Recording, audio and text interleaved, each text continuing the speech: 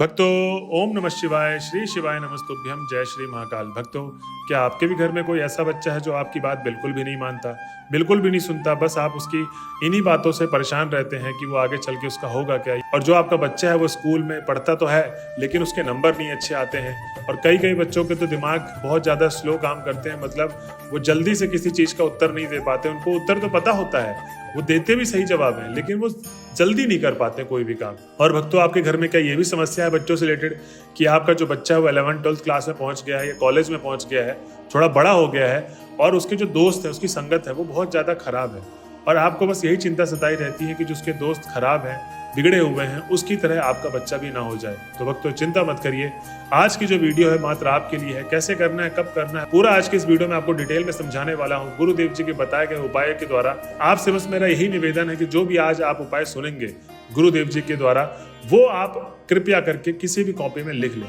क्योंकि गुरुदेव जी कहते हैं कि जो भी भक्त कॉपी में नहीं लिखते हैं और सीधा मेरे उपाय को सुनते हैं और जब उपाय करने जाते हैं तो वो आधा अधूरा उपाय करके आ जाते हैं या गलत तरीके से उपाय करके आ जाते हैं। क्योंकि आप जो चीज़ सुने हैं वो चीज़ आप भूल जाएंगे, जैसे जैसे मैंने बोला वैसे वैसे आप उपाय नहीं कर पाएंगे, इसीलिए आपकी जो मनोकामनाएं पूर्ण नहीं हो पाती। और जो ज्यादातर भक्त गलती करते यही करते हैं। तो मेरी बस आपसे यही दरखास्त है कि जो बाकी भक्त गलती करते हैं वो आप गलती ना करें। कृपया करके आप जो भी उपाय आपको बताया जाए उसको आप लिख लें और जब भी उपाय करने जाएं तो उसको एक बार आप देख लें तो आपको सारी चीजें स्मरण हो जाएंगी। तो भक्तों, मेरा बस आपसे यही निवेदन था। चलिए चलते हैं उपाय की तरफ और जानते हैं गुरुदेव जी ने ऐसे कौन से उपाय बताए जिसको करने मात्र से आपके बच्चे का जो जीवन है पढ़ाई में अव्वल आएगा और जीवन हमेशा आगे ग्रोथ ही करेगा, वो अपने जीवन में और तरक्की करेगा।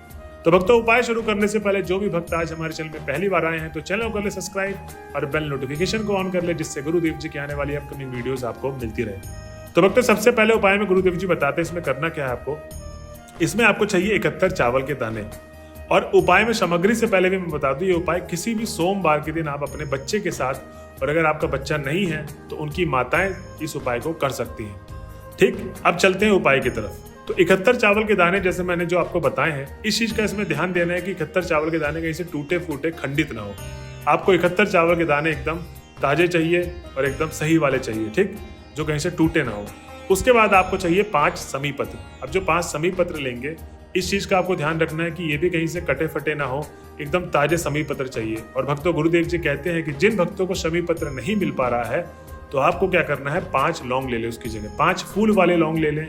बस आपको यही ध्यान देना है, कोई भी सामग्री आप यूज कर रहे हैं उपाय में वो कहीं से खंडित ना हो, कटी पिटी ना हो और ताजी चाहिए आपको। ठीक, ये 2 सामग्री आपने ले ली। उसके बाद जो तीसरी सामग्री है वो है पीतल के लोटे में आपको 1 लोटा जल भरना है और जो घर से भरा हुआ जल होना चाहिए, इस चीज का आपको ध्यान रखें। अब आप 1 लोटा जल, 71 चावल के दाने और 5 समी पत्र, और समी पत्र नहीं मिला तो लौंग लेके 5 चले जाएं महादेव के मंदिर में।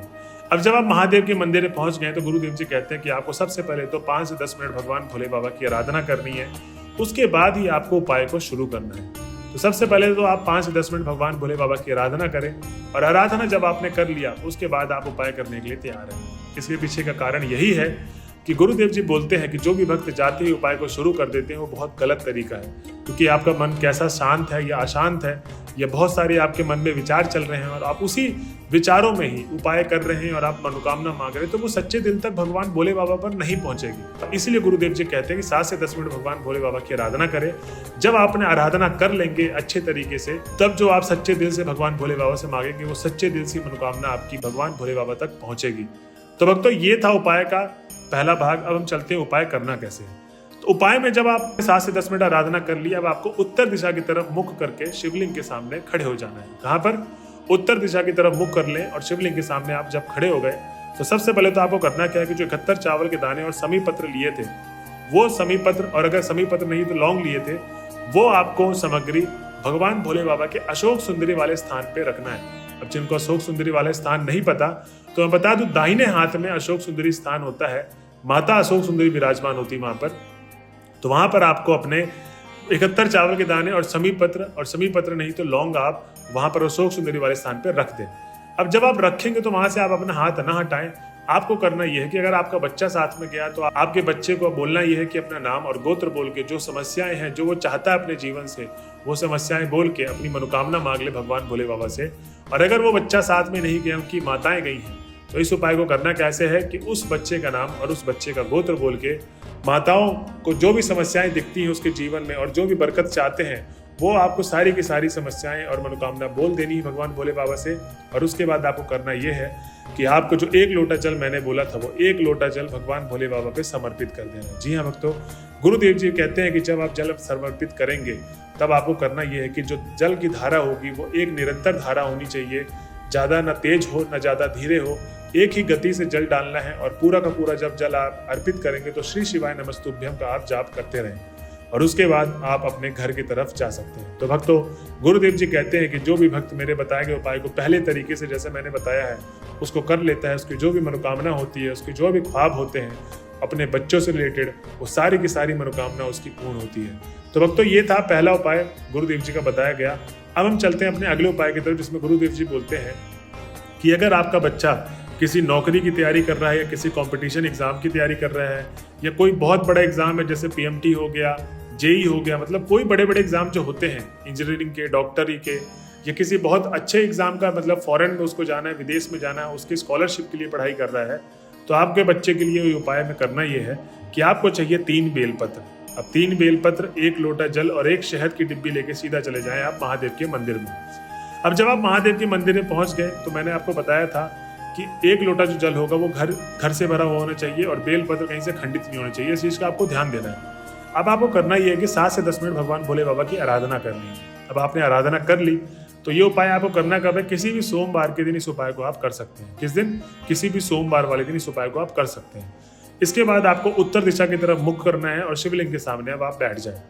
अब भक्तों, वो जो 3 बेलपत्र मैंने बोले थे वो 3 के तीनों बेलपत्र में के जो बीच वाला पत्ता होता है उसमें आपको बीच वाले पत्ते में आपको शहद लगाना है। जी हाँ भक्तों, गुरुदेव जी कहते हैं कि शहद लगाना है और बाकी के जो 2 पत्ते हैं साइड के उसमें आपको शहद और कुछ भी नहीं लगाना है। ठीक, बस आपको बीच वाले पत्ते में शहद लगा के छोड़ देना है। अब जो 1 लोटा जल लेकर गए थे, सबसे पहले तो 1 लोटा जल अर्पित करना है। तरीका मैंने बता रखा है कि किस तरीके से 1 लोटे जल को अर्पित करना है शिवलिंग पर। उसके अलावा कोई भी आप अपना तरीका ना लगाएं। और जब आप 1 लोटा जल अर्पित कर रहे होंगे तो आपको श्री शिवाय नमस्तुभ्यम का निरंतर जाप करते रहना है। भक्तों, गुरुदेव जी कहते हैं कि अगर आपका बच्चा साथ में गया है तो उसके हाथ से आप बेलपत्री को रखवाना कहाँ पर है? जो इसमें शहद लगाया है जलाधारी वाले भाग पे। जो जलाधारी वाला भाग होता है जहाँ से जल नीचे की तरफ आ रहा होता है, वहां अपने बच्चों से बेलपत्र रखवाएं। अगर आपका बच्चा नहीं है तो माताएं ध्यान से सुन लें कि जब आप उस बेलपत्र को रखेंगी तो सबसे पहले तो आपको अपने बच्चे का नाम और गोत्र बोलना है। उसके बाद आपको करना क्या है कि जो जलाधारी वाला भाग होता है ना, उसमें जहां से आपने शहद लगाया उसी वाले भाग से आपको जलाधारी वाले भाग पे लाइन वाइज, जैसे जलाधारी वाला भाग लंबा होता है तो लाइन वाइज आपको वो बेलपत्र तीनों एक के बाद एक रख देना है। ठीक, और शहद की तरफ से।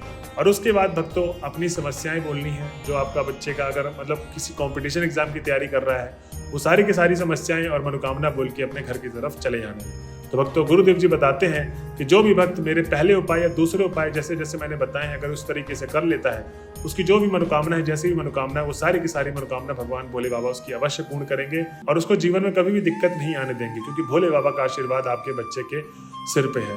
तो भक्तों, ये थी आज की वीडियो। अगर आप वीडियो के लास्ट तक पहुंच गए हैं तो श्री शिवाय नमस्तुभ्यम लिखना ना भूलें। मिलते हैं अगले वीडियो में, जब तक के लिए बने रहे हमारे चैनल में। हर हर महादेव।